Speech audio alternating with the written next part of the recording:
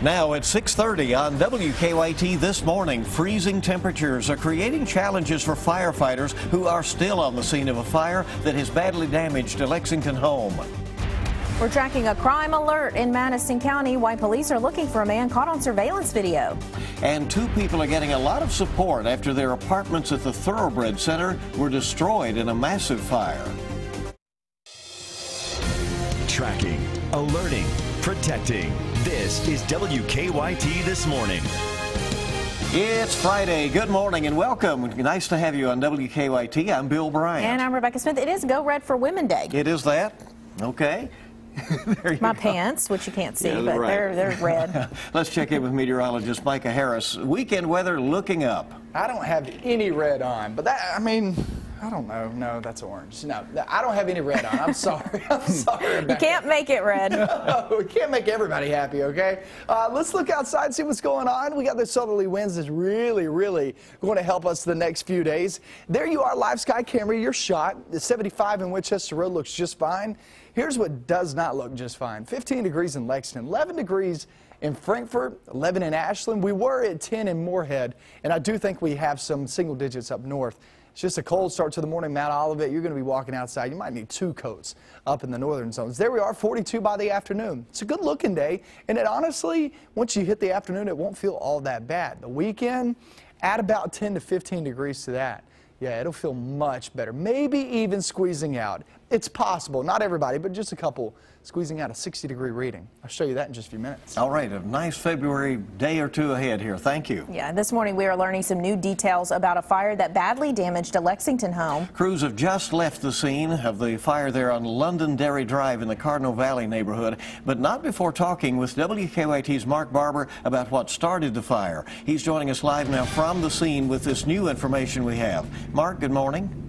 Good morning, Bill and Rebecca. Those investigators tell me that this morning they now know what sparked those flames. They say that the fire started in the fireplace and then jumped to a chair. The fire crews say that the fire and the smoke quickly tore through the house on Londonderry Drive. They say they got that fire under control around 7 o'clock last night, but not before the flames caused heavy damage to the back of the home. Neighbors tell us a couple who lived here used the fireplace to stay warm. Firefighters say the 2 people in the home got out safely, but their pets didn't. There were 2 cats. We've located one of them, and it is passed, unfortunately. We have not located the second one. Crews say a lot of the water ended up getting onto the road here outside the home. That water, as you can tell, has now frozen over into these large patches of ice. Through much of the morning, fire crews were out here watching these slick spots, and they were also keeping an eye on the house here. They were putting out any of the hot spots that were flaring up. Live in Lexington, Mark Barber, WKYT. Mark, thank you very much. It is a setback for Keeneland and for the city of Corbin. New this morning, one site for a new planned track has been pulled from consideration. The Herald Leader says the landowner for the site at I-75 and US 25 is withdrawing his bid. While the site is a prime location, alcohol sales are not legal there. And both the landowner and Keeneland have not been able to work around that issue. Keeneland is considering another site in the Corbin area where alcohol sales are legal. New this morning, changes are coming for the Scott County school system. In a surprise vote last night, the Board of Education decided not to renew Superintendent Patricia Putty's contract.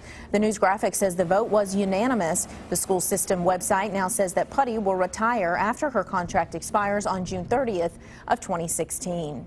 A Kentucky high school cheerleading team is all right after a head-on crash on I-75 in Georgia. Police say Alyssa Mills was driving the wrong way when she crashed into the Bullitt Central High School's charter bus.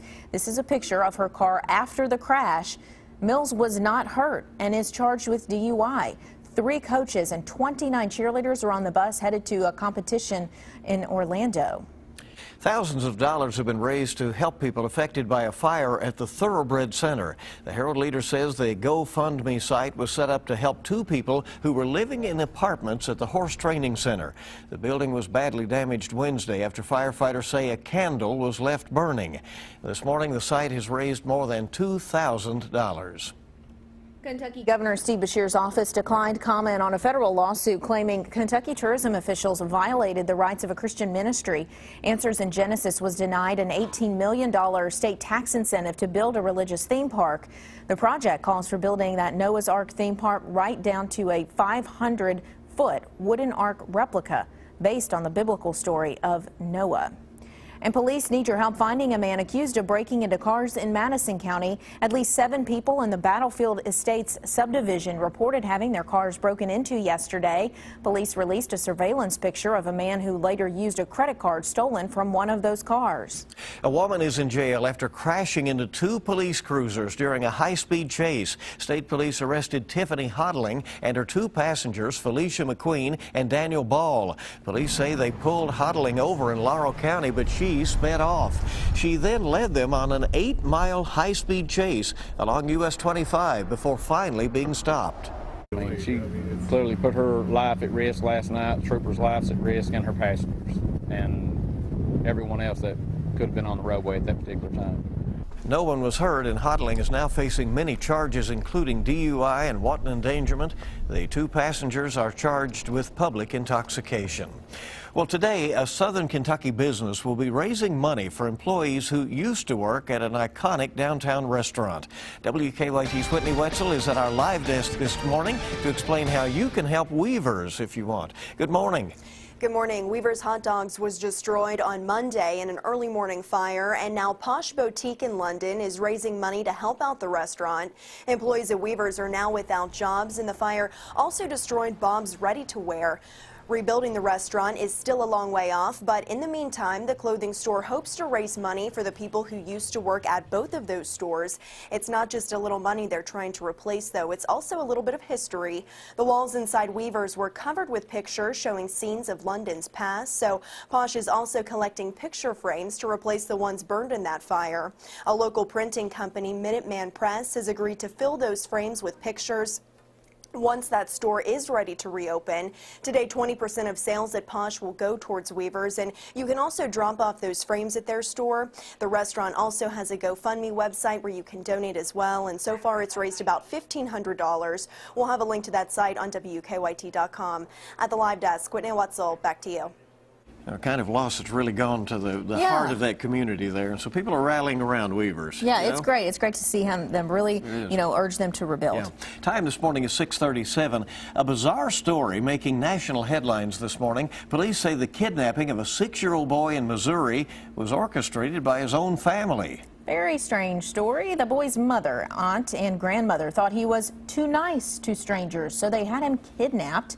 The sheriff in Lincoln County, Missouri, says they had a friend kidnap the child at a bus stop. The boy was held for about 4 hours with his hands and feet bound, his head covered, and his pants removed. The sheriff himself was kidnapped as a child and is horrified at the actions of the boy's parents. The tension, the frightening events that were going on around me, and knowing what this young man went through and that his parents did it to him, there's no excuse for that. Well, police say the family told them they were trying to educate the boy and that they hadn't done anything wrong. They're all facing felony charges this morning. Some Kentucky lawmakers say it is time for minimum wage workers to get a raise. House Bill 2 would raise the state's minimum wage to $10.10 an hour by 2017. That bill passed a House committee yesterday. House Speaker Greg Stumbo says the bill would help a lot of families, but the Kentucky Retail Federation says it could hurt workers in the long term. Under the bill, businesses that do not meet a certain gross income threshold would be exempt from having to raise the minimum wage.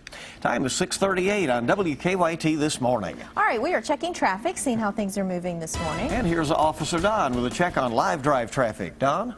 Good morning. The construction zone on the inner and outer loops of the circle between Versailles Road and Leestown. Tight squeeze again through there this morning. Crew's already working, but at least we have decent traffic flow for now. And of course, they're also working on Versailles Road underneath the new circle overpass, so that could be an issue too. So we got to look outside at Broadway and High Street. We're collision free on South Broadway headed toward downtown.